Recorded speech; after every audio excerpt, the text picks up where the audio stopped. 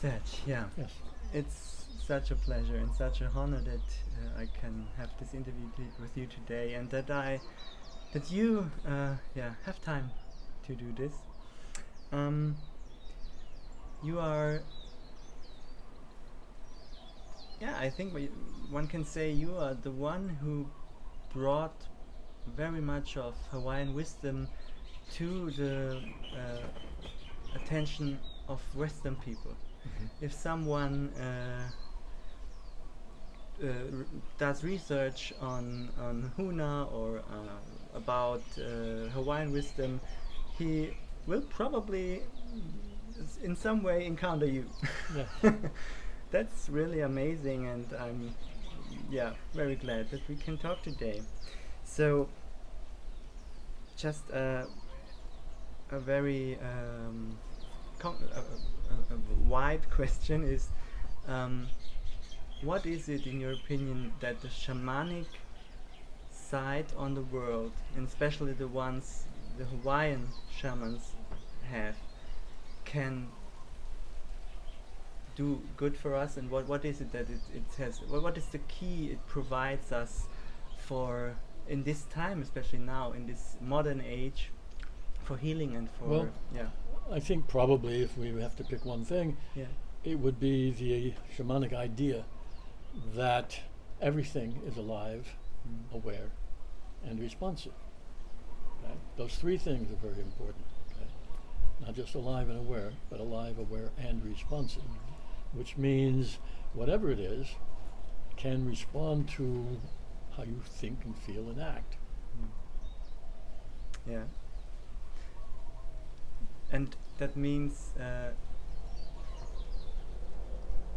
in terms of interaction with the world around you, that means that what you sense out will cause a reaction, right? Well, yeah, you can never guarantee what that reaction is going to be, but yes, there will always be an interaction. Yeah. So you have the second Huna principle, kala, is there are no limits, everything is connected. Yes. And that's one part of this idea. That's right. Yeah. So what do you tell people when they say, okay, that's a nice idea, but I see so much separation in the world out there, I see so much enforcement of separation, especially in these times. Yes. What do you say tell them how to deal with that, and how to still believe in something like you said just a Well, couple of moments what I ago? said was, okay, that is a shamanic idea, but also following the principles that I teach, that I learned from my Hawaiian family, is that expression of aloha. And that is what can bring things together. Now, that sounds so nice and sweet, and just spread aloha everywhere and then the whole world will change. No, a lot of work is involved. It isn't easy to feel that state of aloha, which in Hawaiian means love, in a positive way, always, and sharing that. It's not always an easy thing to do. Finding a way that others, or even other things, will be able to hear, understand, and respond to that love is a task. Okay? It is not done just by words, action, deeds, and an awful lot of repetition. So what is, for example, what would be one easy first step to spread more aloha in one's life? In one's life, that's very simple. What you do is you start off blessing all the good in the world around you. In your world that you see, and make that more important, make what you like and appreciate more important than what you don't like. There we have the third principle, makia, right? Divert your attention. Yes, that's right. So blessing. That's right. Simple and powerful Very at the same powerful. time. That's right. Yeah, great. So maybe that's the answer already on a question. How can aloha change our life? Well, that's how. That's how. Yeah. You have to start where you're at with what you have. Yeah. And bless those things. Bless the good in it. Yeah. Like the In other words, well, I bless my car. Okay? Well, that's nice. That's not very meaningful. I bless the way my car takes me to where I want to go. I bless the fact that if it does break down, it's always convenient. I bless the good in what's around you. Yeah. So that's the one of these 3 powerful Huna sentences. Bless the present. That's right. Bless the present. That's the first one. Yes, And the second one is trust yourself, right? that's right. And that's another tricky part, I think, for Well, many people. I'm encountering many people which say, "Oh, there's so much outside of me. So many people who want to tell me what's right and what's wrong, and you should do that, and you should do that, and what is my truth? How can I trust myself?" So, what do you tell them? Decide what you want to believe and trust that. Yeah. Trust yourself in any situation to do the best you can. That doesn't mean be perfect.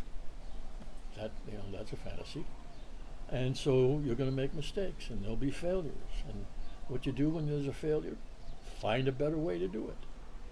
You don't give up. So you trust yourself to do the best you can, to keep doing the best you can. And is there kind of a first step to access more easily what you can call the inner wisdom or inner voice, Well, your true that will start to flow as you act. When you put your focus on something in a particular way, this is what writers do. Yeah. When you put your attention on something in a particular way, ideas, feelings, emotions, experiences begin to flow in that direction or from that direction. So you yourself are like a map for yourself then. Well, you have to draw the map as you go along. Yeah. Yeah. But yes, you are the one who has to make the choices. Yeah. Yeah. So the basic principle of Huna, in my understanding, is the first one. Is Ike. The world is what you think it is, and I love it very much, and I use it all the time.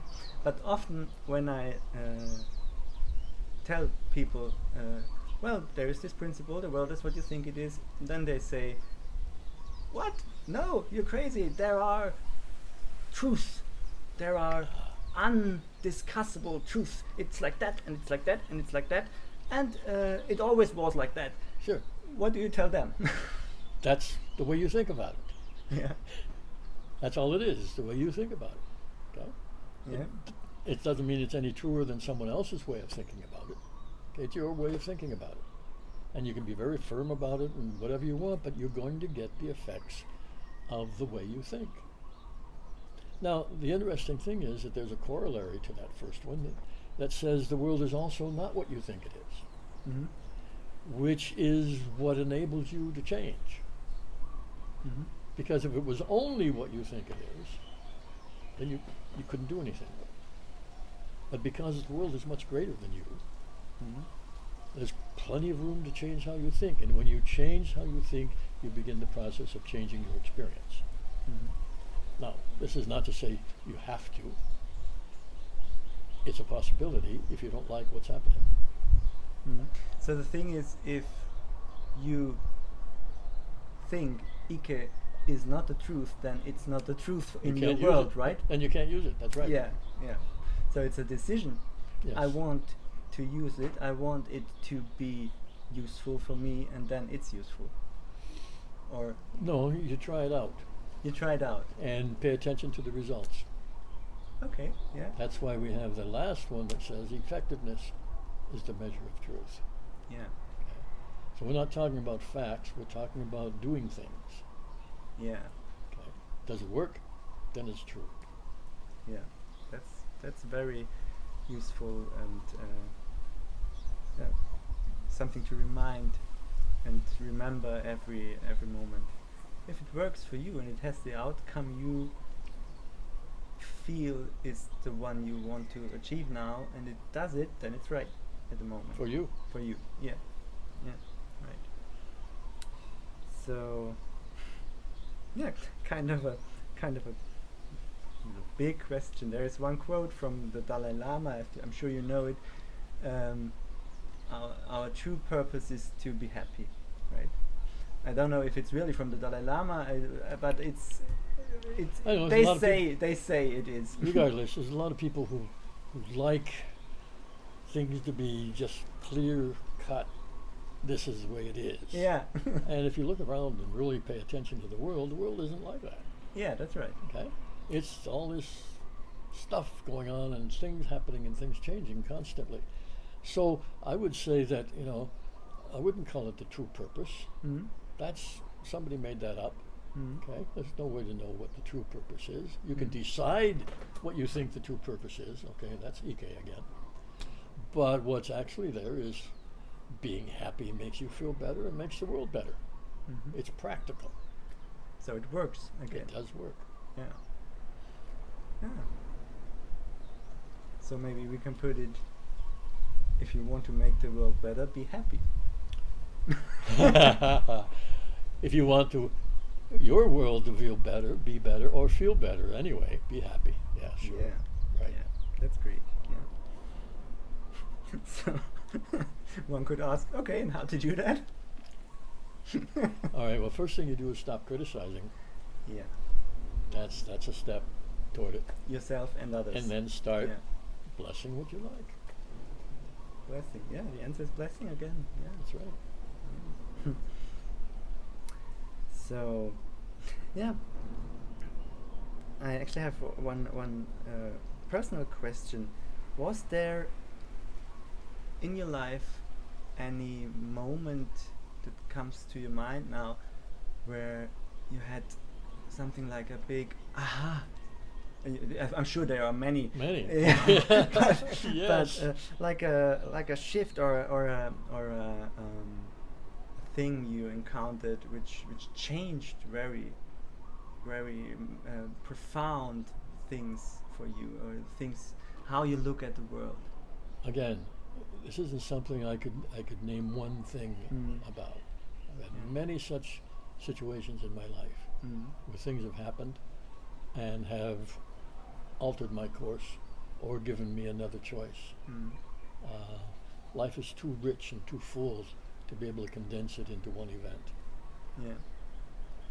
But it's always how you react to things. Of course, right? Of course. Yeah. Okay.